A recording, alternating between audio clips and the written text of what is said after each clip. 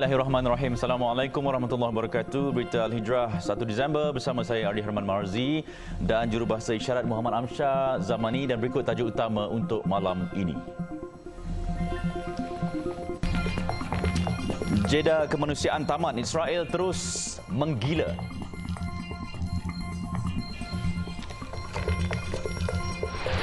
Juga Gaza jadi bandar berhantu.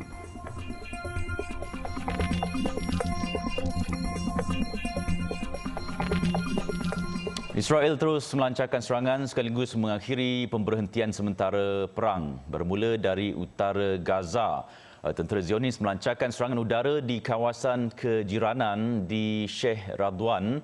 Serangan itu membunuh 6 orang di Rafah, lokasi ramai penduduk Palestin melarikan diri. Pertempuran disambung semula sejuru selepas tentera Israel berkata mereka berjaya memintas roket yang dilepaskan dari Gaza pagi tadi. Konflik terbaru itu sekaligus mematahkan harapan lanjutan pemberhentian perang yang menyaksikan ramai tebusan Israel dan tahanan Palestin dibebaskan selain lebih banyak bantuan kemanusiaan memasuki semenanjung Gaza yang musnah. Semasa gencatan senjata, 80 tebusan negara haram Israel dibebaskan sebagai pertukaran untuk 240 tahanan Palestin. Lebih 20 warga asing, kebanyakannya warga Thailand yang tinggal di negara haram itu, dibebaskan di luar skop perjanjian berkenaan. Badan antarabangsa pula meminta lebih banyak masa untuk membawa masuk bekalan perubatan, makanan dan bahan api ke Gaza yang dianggarkan 1.7 juta orang sudah dipaksa keluar dari rumah mereka.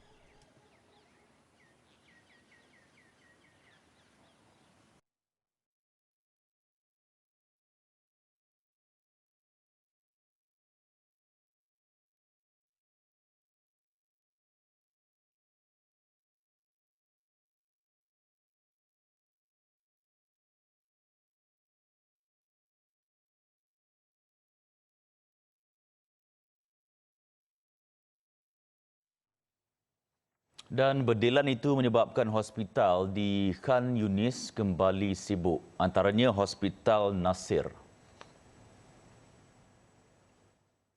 Menurut penduduk, ketika serangan mereka sedang menyediakan sarapan pagi. Ia menyebabkan rumah mereka musnah sekelip mata.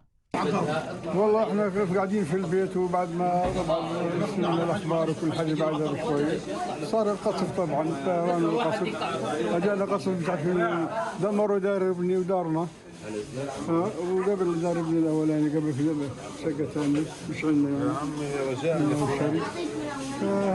هي طبيعه العدو الاسرائيلي، يعني ايش بدي اقول اكثر من هيك. حاجه كنت قاعده نايمه له سمعت صوت دغدغ، لأن بعدين هذا سمعت صوت اخواتي بيصوتوا،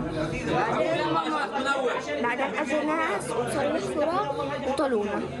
إبادة جماعية كاملة كانت قصف على بيوتنا واحنا في البيوت، وعندنا تقريبا 7 إصابات وبيوتنا راحت كلها واحنا في البيوت طبعا.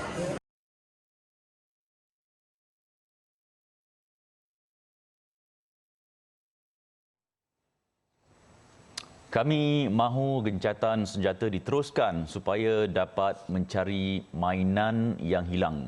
Itu luahan seorang kanak-kanak berusia 8 tahun, Hazim Mahmud, yang menemukan mainan di kawasan rumahnya yang dibom rejim Zionis. Kanak-kanak itu menjumpai mainan, basikal dan jam di sekitar kawasan rumahnya yang dibom dan mengharapkan gencatan senjata diteruskan supaya dia boleh bermain kembali bersama kawan-kawan tanpa rasa takut.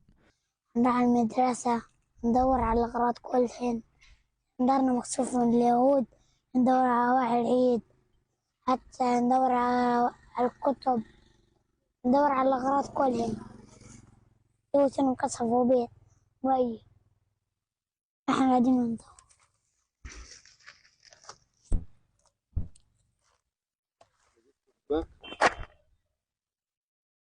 لقينا كتب نهاية، صبح لقيت أغراض من تعودته، ولقيت أواعي، لقيت ألعاب كلها انتهت العيد. Luahnya lagi, dia akan kembali ke rumah jika gencatan senjata diteruskan dan akan bersama bapanya untuk mencari baju raya untuk dipakai ketika solat Hari Raya Aidilfitri nanti.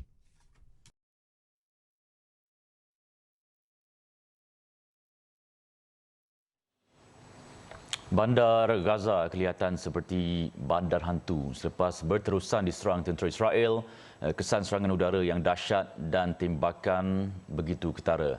Menurut pengarah agensi bantuan dan kerja PBB UNRWA Thomas White, jalan raya dipenuhi kawah dan itu menyukarkan penghantaran bantuan.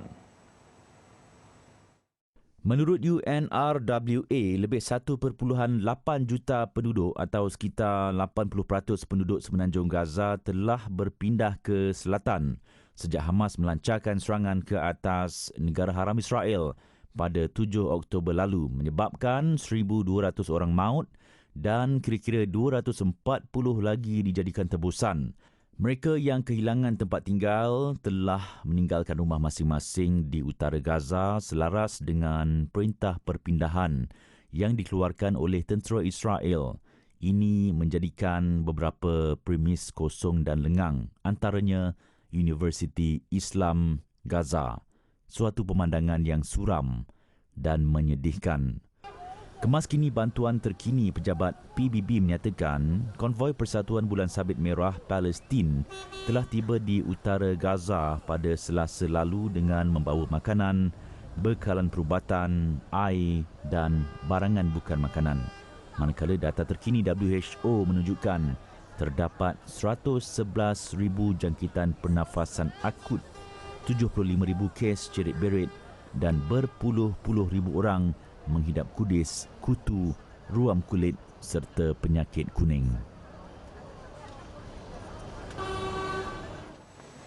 Sementara itu, semangat seorang guru untuk terus mendidik anak muridnya masih berkobar-kobar walaupun sedar bila-bila masa sahaja mereka akan dibedil oleh Zionis. Tariq Al-Nabi sebelum ini mengajar di sebuah sekolah di bawah Pertubuhan Bangsa-Bangsa Bersatu di Gaza City yang kemudiannya hancur dimusnahkan kereta kebal. Tariq menyusun kerusi dalam bulatan sebelum memanggil 40 kanak-kanak masuk ke dalam kelasnya. Pelajaran pertamanya hari ini adalah bagaimana mahu menyebut saya sayang Palestin dalam bahasa Inggeris. Kelas itu diadakan di halaman pusat perlindungan. Banyak sekolah di Palestin terpaksa ditutup dan dijadikan pusat perlindungan. Bagi Tariq, pendidikan mampu membuat kanak-kanak di sini kembali tersenyum setelah melalui trauma peperangan. احنا بنحاول نرجع للطلاب المستوى التعليمي وما نخليهم ينقطعوا عن المستوى الدراسي وبنحاول نساعدهم في اللغة الإنجليزية ليقدروا يوصلوا صوتهم للعالم. بقى أدرس إنجليزي. أنا لما أكبر بدي أصير معلمة.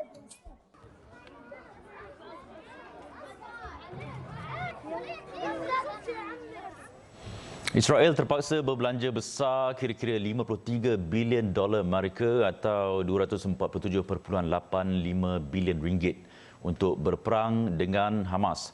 Menurut laporan Wall Street Journal, lebih separuh daripada anggaran itu akan digunakan untuk meningkatkan perbelanjaan pertahanan. Dalam masa sama, kehilangan hasil cukai dan perbelanjaan yang lebih tinggi untuk orang awam.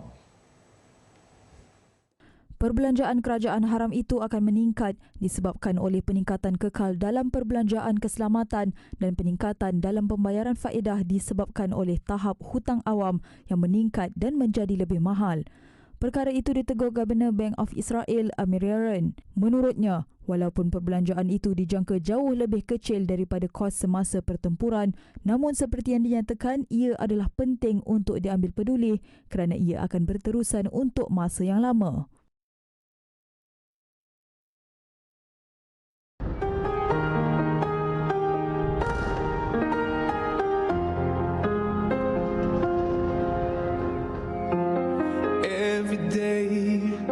Tell each other that this day will be the last, and tomorrow we all can go home free, and all this will finally end. Palestine, tomorrow will be free.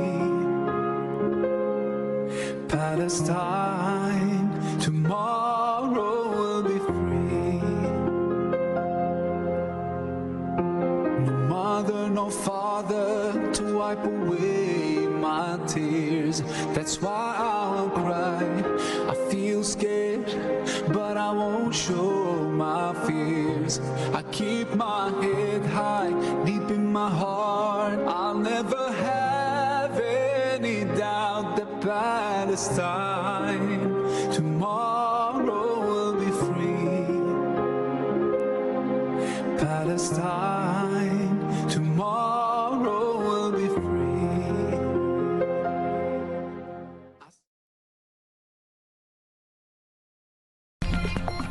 Selepas ini, isteri tahan sakit demi jaga suami. Bersama berita Al-Hijrah, penyelarasan garis panduan penganjuran hiburan di negara ini akan dibentangkan awal Februari tahun depan kepada Majlis Kebangsaan bagi Hal Ehwal Agama Islam Malaysia MKI. Menteri di Jabatan Perdana Menteri Datuk Dr. Mohammad Naim Mukhtar berkata Jabatan Kemajuan Islam Malaysia JAKIM akan berbincang cadangan berhubung perkara itu bersama MKI selain akan membabitkan pandangan pakar dari sudut hukum. MKI bermesyuarat insya-Allah pada tahun depan dalam bulan Februari. Jadi saya ingat perbincangan tu perlu ada.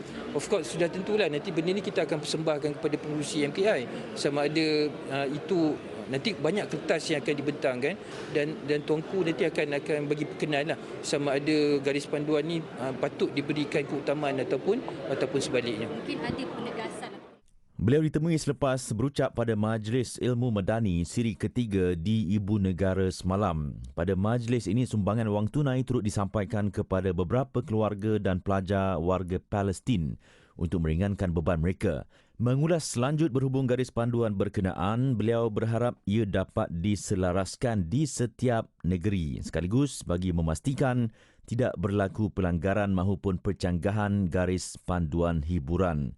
Baru-baru ini itulah di media sosial sebuah konsert yang dianjurkan sebuah kuil di Bacok, Kelantan yang dikatakan melanggar syarat permit kerana menampilkan penyanyi wanita dan penari berpakaian seksi.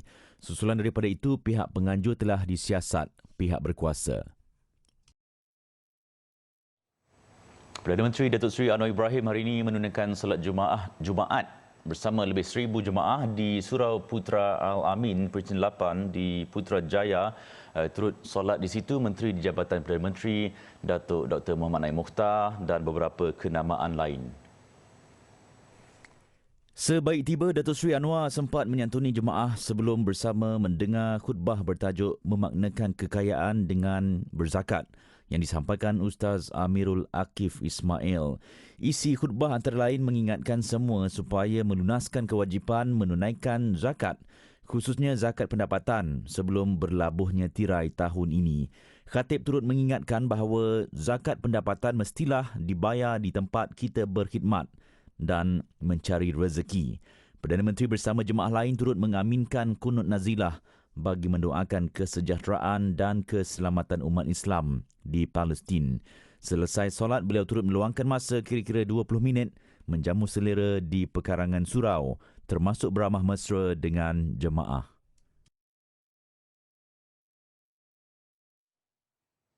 Perkahwinan merupakan nikmat terbesar dalam kehidupan seseorang dan menurut pendakwah Nurul Hidayah Kamarudin, nikmat itu perlu dipelihara demi keharmonian rumah tangga dan bagi mengelak penyakit ain atau sihir.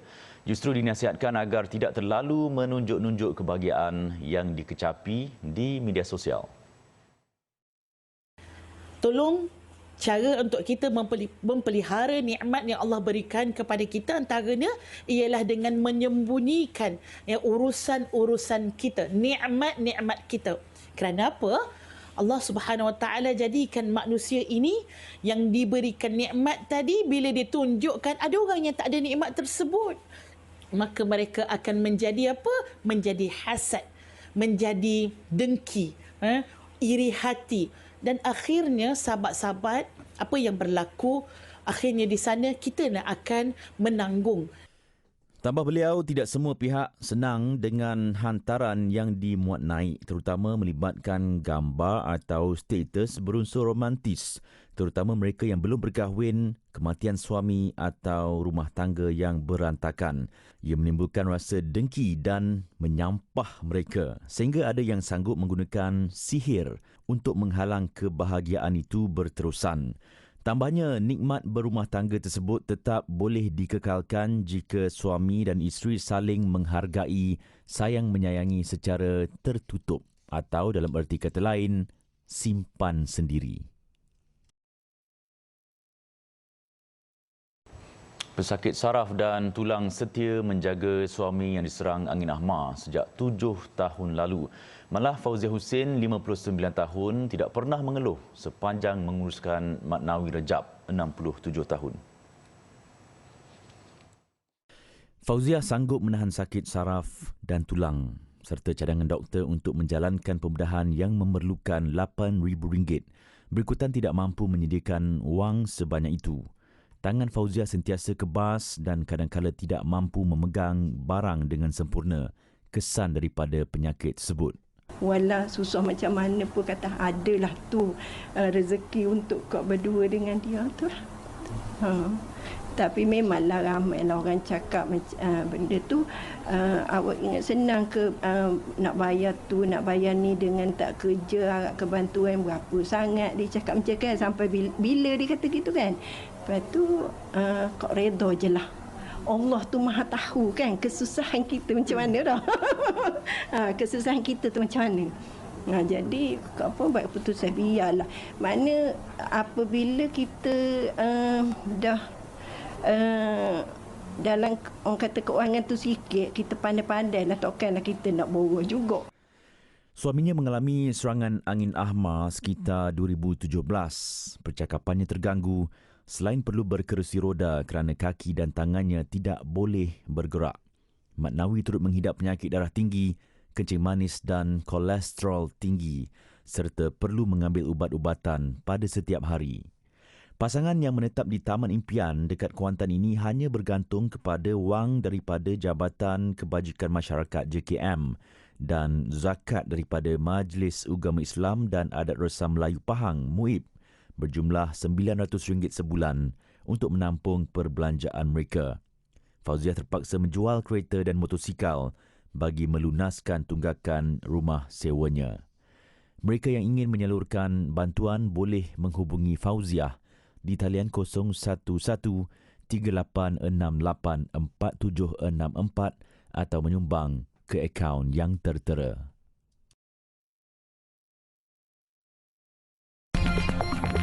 $260 kilogram ketamin ditemukan dalam 5 tong.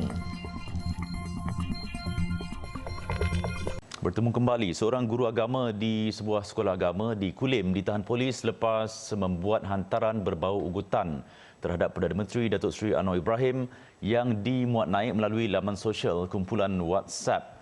Ketua Polis Kedah Datuk Fisol Saleh berkata pihaknya menerima laporan polis berhubung kenyataan guru agama berkenaan semalam sebelum menahan suspek 10 malam Khamis di rumahnya di Kulim.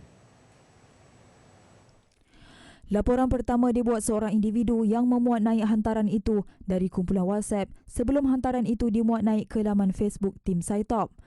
Berikutan itu, suspek berusia 43 tahun ditahan sepasukan pegawai dan anggota polis daripada bahagian siasatan jenayah daerah BSJD Ibu Pejabat Polis Daerah IPD Kulim dan BSJD IPD Padang Terap di rumahnya.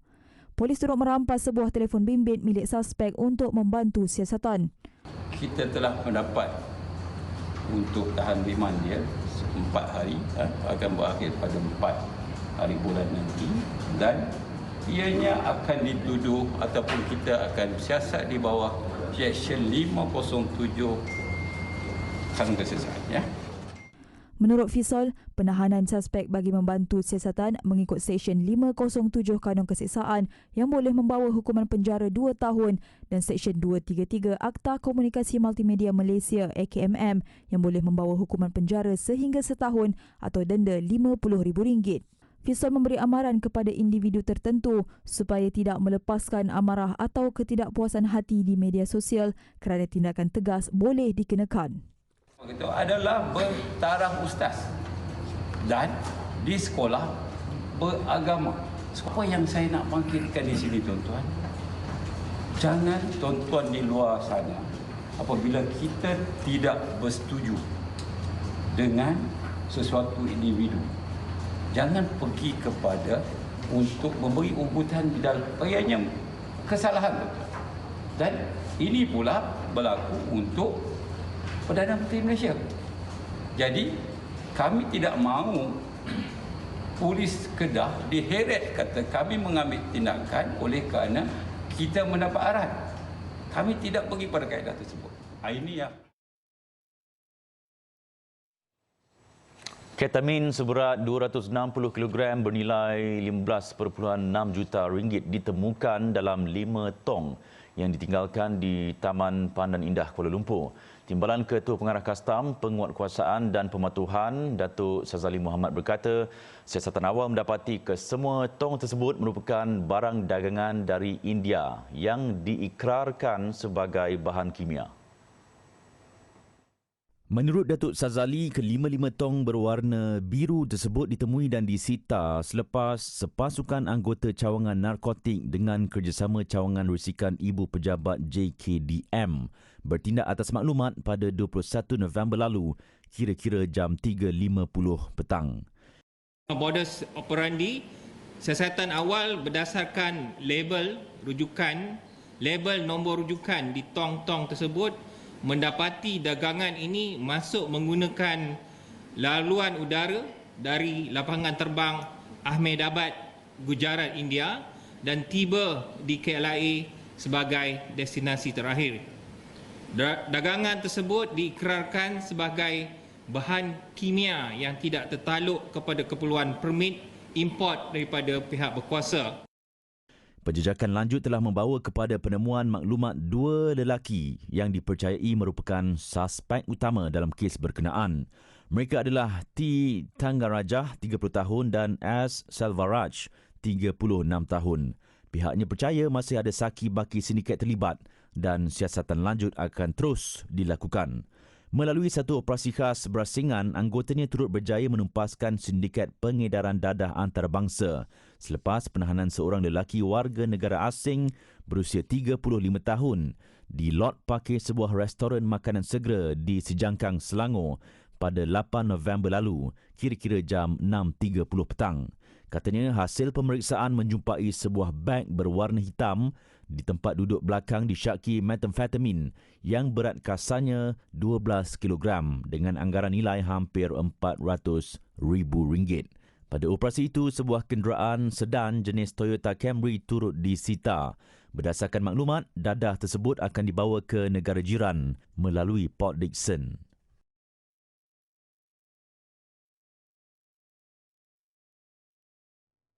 $50 projek perumahan swasta sakit dan terbengkalai berjaya dipulihkan pada Oktober 2023 di seluruh negara. Timbalan Menteri Kementerian Pembangunan Kerajaan Tempatan Akmal Nasrullah Muhammad Nasir berkata ia merupakan rekod tertinggi sepanjang tempoh 10 bulan sejak Task Force Projek Perumahan Swasta Sakit dan Terbengkalai atau TFST diwujudkan bermula Januari 2023. Kalau tracking kita bagi bulan 10 2023, sebenarnya berdasarkan rekod yang ada, inilah bulan yang paling banyak kita berjaya melancarkan kembali projek perumahan yang bermasalah. Kalau boleh rujuk ke graf yang ditayangkan, kita dapati ataupun telah merekodkan sebanyak 50 buah projek perumahan yang berjaya dilancarkan kembali. Ini termasuk projek-projek perumahan yang mendapat CCC ataupun pembinaan kemajuan itu kembali lancar seperti yang sepatutnya. Menurutnya lagi, keseluruhan projek perumahan swasta yang berjaya dipulihkan sepanjang tahun ini adalah sebanyak 351 projek, iaitu 43,738 unit rumah dengan nilai pembangunan kasar GDV sebanyak 32.87 bilion ringgit. Sehingga 31 Oktober 2023, TFST telah merekodkan sebanyak 55 projek lewat, projek sakit 497 projek dan projek perumahan swasta yang telah disahkan 2/3 terbengkalai adalah sebanyak 117. Semua projek lewat, sakit dan terbengkalai membawa nilai GDV sebanyak 74.92 bilion ringgit.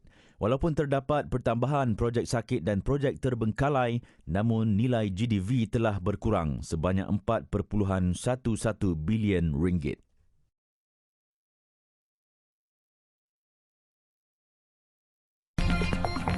Celcom Digi pertimbang untuk mempercepatkan gabungan.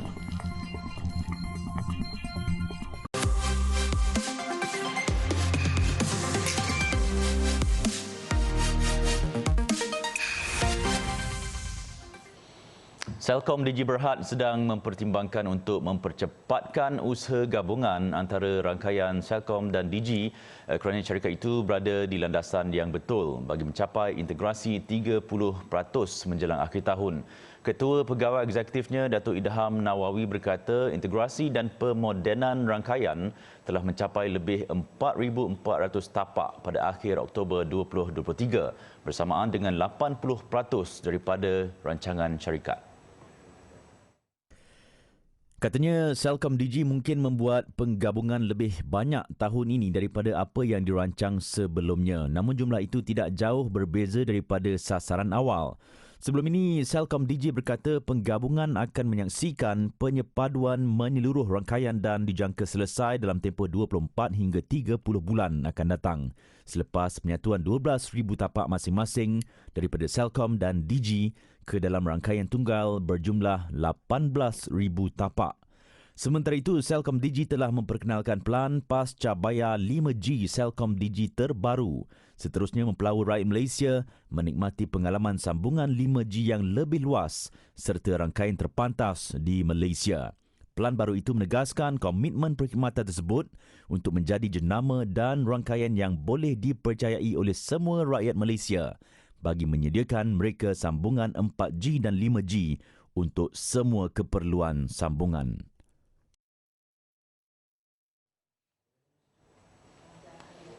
Laporan itu mengakhiri berita Al-Hijrah malam ini. Saya Ardi Herman dan Jurubahasa Isyarat Muhammad Amsyar Zamani.